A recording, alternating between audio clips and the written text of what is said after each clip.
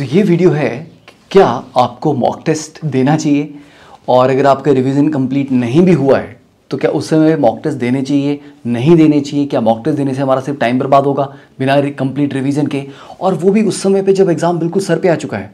ऐसा भी नहीं है कि आपके पास बहुत ज़्यादा दिन है और बचे हुए और आप बाद में मॉक टेस्ट दे देंगे। तो बात ये है कि सर ये जो टाइम हमारे पास है इसको हम मॉक टेस्ट देने में लगाएं, जाके 3-3 घंटे का मॉक टेस्ट जाएगा, उसके बाद 1 घंटा कम से कम उसके ऊपर हम एनालिसिस में लगाएंगे, तो कम से 4 से 5 घंटे उसमें हमारे लगेंगे, या उसको हम रिवीजन पे इस्तेमाल करें। तो चलिए इस क्वेश्चन को मैं कोशिश करूंगा पूरी सिंसियरिटी के साथ आंसर करने की। सबसे पहली बात आपको ये समझना पड़ेगा कि मॉक टेस्ट की इंपॉर्टेंस क्या है, मॉक टेस्ट देने का पर्पज़ क्या होता है।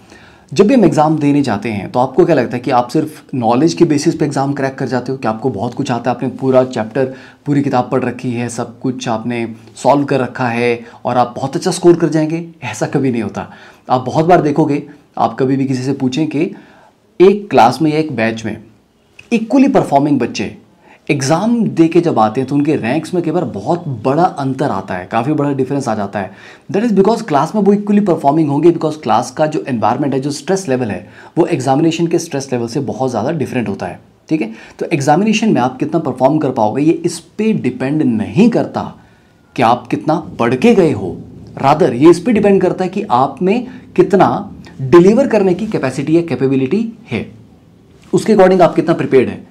क्योंकि उतना ज़्यादा स्ट्रेस होगा, टाइम का भी आपके पास टाइम मैनेजमेंट का एक लोड रहेगा, प्रेशर रहेगा कि क्या मैं एक पर्टिकुलर टाइम के अंदर क्वेश्चन को सॉल्व कर पा रहा हूँ कि नहीं कर पा रहा हूँ। अगर आपने गलत क्वेश्चन चूज़ कर लिया एग्जामिनेशन में तो आपका वो काफ़ी टाइम बर्बाद कर देगा और आपका मोराल भी डाउन कर देगा। तो ऐसा समझ लीजिए कि 2 बच्चे जो क्लास में बिल्कुल इक्वल परफॉर्म करने वाले थे, एक बच्चे ने पेपर में एक टफ क्वेश्चन को छेड़ दिया और उसके चक्कर में उसके 3 से 4 मिनट बर्बाद हो गए और वो नहीं सॉल्व हुआ फाइनली, और उससे उसका कॉन्फिडेंस इतना ख़राब हुआ कि शायद वो सिलेक्ट ही ना हो पाए। तो वहीं दूसरे बच्चे ने टफ क्वेश्चन को बिल्कुल हाथ नहीं लगाया, सारे इजी क्वेश्चन स्टार्टिंग में सॉल्व करता गया, जिससे कि उसका कॉन्फिडेंस भी बढ़ा कि यार मेरे तो क्वेश्चन सॉल्व हो रहे हैं, तो एटलीस्ट इतने नंबर तो मैं सिक्योर कर चुका हूँ।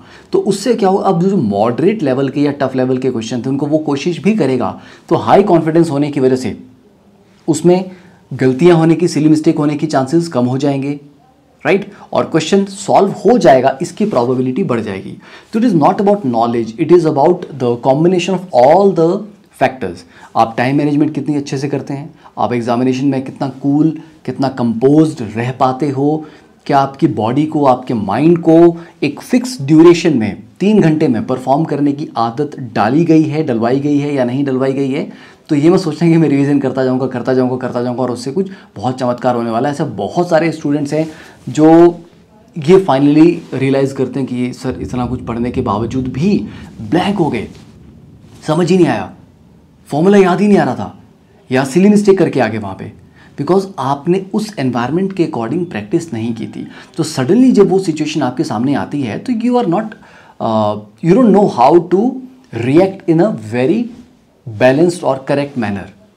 तो इसीलिए बोलते हैं कि मॉक टेस्ट की प्रैक्टिस करनी चाहिए, ताकि आपको पता लगे कि यार मुझे लगता था कि मैं इतनी जल्दी सॉल्व कर लूँगा, पर मुझे तो इतना ज़्यादा समय लग रहा है, राइट। मुझे लगता था कि मेरा टाइम मैनेजमेंट बिल्कुल सही है, मेरा क्वेश्चन का सिलेक्शन सही है, पर नहीं, वहाँ पर भी गलती है। तो आपको आपकी गलतियाँ पता लगेंगी। तो इसीलिए लास्ट के चंद दिनों में मैं यही बोलूँगा कि बच्चों कम से कम 3 से 5 मॉक टेस्ट तो ज़रूर करके जाना। और जो आपके रिवीजन के टॉपिक बचे हुए हैं, आप कैनवस क्लासेस की होम पेज पे जाओगे, जो प्लेलिस्ट आपको मिलेंगी वहाँ पे आप देख सकते हो, वहाँ पे बहुत सारे मेजॉरिटी ऑफ जो शॉर्ट चैप्टर्स हैं उनके बिल्कुल crisp to the point videos आपको मिलेंगे। और 50 कॉन्सेप्ट सीरीज़ की पूरी प्लेलिस्ट होम पेज पे है, उसको पढ़ के जाइए, उससे डेफिनेटली क्वेश्चन आने हैं, मतलब मैं गारंटी के साथ बोल सकता हूँ उससे क्वेश्चन आने हैं। तो वो आपको रिवीजन में काफ़ी हेल्प करेगी वो दोनों प्लेलिस्ट। और उसके साथ कोशिश करो कि अल्टरनेट डे पे एक मॉक टेस्ट दे दो। ये मैटर नहीं करता कि आपका सिलेबस कंप्लीट हुआ है कि नहीं हुआ। मॉक टेस्ट में आपको ये देखना है कि जैसे आप मॉक टेस्ट स्टार्ट कर रहे हो तो आप स्टार्ट किस क्वेश्चन से कर रहे हो।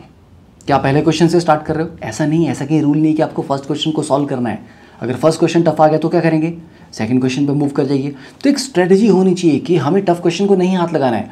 फर्स्ट राउंड में पूरे पेपर के सबसे आसान क्वेश्चंस को सॉल्व करते हुए जाना है, जिससे कि हमें कॉन्फिडेंस आ जाए कि यार चलो मेरे इतने क्वेश्चन सॉल्व हो चुके हैं, बिल्कुल सही सॉल्व हो चुके हैं, तो मेरे इतने नंबर तो बन गए हैं। अब सेकंड राउंड में जब आप थोड़े मीडियम मॉडरेट लेवल के क्वेश्चन को फिर टच करेंगे तो एक अच्छे कॉन्फिडेंस के साथ आपकी जो स्कोर करने की है प्रोबेबिलिटी होगी वो बढ़ जाएगी, और इस तरीके से आप देखोगे कि टाइम खत्म हो जाएगा और आपके टफ क्वेश्चन छूट ही जाएंगे जो टफेस्ट होंगे। Got it? तो टफ क्वेश्चन भी आपको 4 ही नंबर देता है, आसान क्वेश्चन भी 4 नंबर देता है। तो एग्जामिनर ये देखना चाहता है कि आप क्या इतने समझदार हैं कि आसान क्वेश्चन से 4 नंबर लेंगे और टफ क्वेश्चन को प्रणाम करके छोड़ देंगे। अगर हैं तो अच्छी बात है, आप एक सीट डिजर्व करते हैं। बट अगर आप ऐसे बेवकूफ़ हैं कि अरे यार मैंने तो टॉपिक पढ़ा हुआ, ऐसे कैसे छूट जाएगा मेरे से, मैं तो सॉल्व करके जाऊंगा, न्यूमेरिकल क्वेश्चन है, तो बेटा वो भी सॉल्व करने पे 4 ही नंबर देगा, उससे ज़्यादा तो नहीं देगा। तो ये थोड़ा सा स्मार्टनेस की गेम है यहाँ पे। ओके, तो इसको समझिए। इसके बाद भी अगर आपके माइंड में कोई भी डाउट रहता है कि मॉक टेस्ट के रिगार्डिंग सर उसको एनालाइज का, हाँ एनालाइज के बारे में आपको बता देता हूँ मैं। मॉक टेस्ट देने के बाद सबसे इंपॉर्टेंट उसको एनालाइज आपने किया। एनालाइज करने में आपने क्या करना है, कितने क्वेश्चन मेरे सही थे, कितने गलत थे, ठीक है, उसके अकॉर्डिंग कितने मेरे पॉजिटिव मार्क्स आएंगे, कितने मेरी नेगेटिव मार्किंग होगी, टोटल अपना स्कोर बनाइए।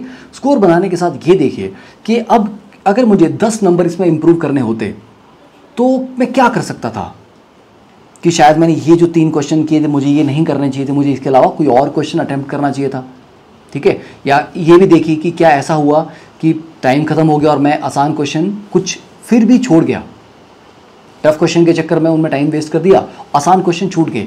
तो ये एट द एंड ये देखिए कि मेरे से आसान क्वेश्चन नहीं छूटना चाहिए, और इस टेस्ट में +10 नंबर लाने के लिए मुझे क्या चेंजेस करने पड़ेंगे या करने चाहिए, उन चेंजेस को अगले मॉक टेस्ट में इंप्लीमेंट करके देखिए।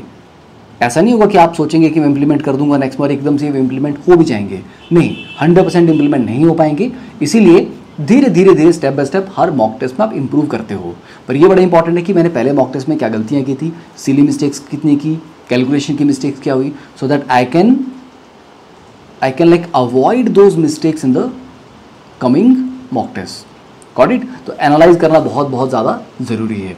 और एक लर्निंग शीट बना दीजिए हर मॉक टेस्ट के बाद, एक छोटा सा पेज का मतलब 1/4 ऑफ A4 शीट में छोटा सा लर्निंग, कि इस मॉक टेस्ट से मैंने ये सीखा, ये मुझे इंप्रूवमेंट करनी है, बस, ठीक है। तो हर बार देखिए कि हर नए मॉक टेस्ट में आपकी लर्निंग जो है वो डिफरेंट होनी चाहिए और आप इंप्रूव कर रहे हैं। चलिए, तो बाकी कोई भी आपकी इनपुट्स हो, कोई भी क्वेरीज हो, do let me know in the comment section. और अगर आपको वीडियो लगे कि इंपॉर्टेंट है, काम का है, आपके दोस्तों के लिए बेनिफिशियल हो सकता है, तो शेयर करना, नहीं लगे तो मत करना, ठीक है। चलिए, ऑल द वेरी बेस्ट बच्चों, और घबराना नहीं है, focus on the improvement part. जो हो चुका है उसकी चिंता नहीं करनी, उसकी चिंता करने से कुछ बदलता नहीं है। ये देखिए कि अब मेरे सामने जो रिसोर्सेज और समय है उसको मैं सही तरीके से कैसे यूटिलाइज कर सकता हूँ, ठीक है। चलिए, ऑल द वेरी बेस्ट। मुझे पता आप लोग बहुत होशियार हो, बहुत ज़्यादा स्मार्ट हो, एकदम पॉजिटिविटी के साथ, 32 दांतों वाली स्माइल के साथ पढ़िए, बैठिए, ठीक है, and I know you will crack it. Thank you, a wonderful day, bye.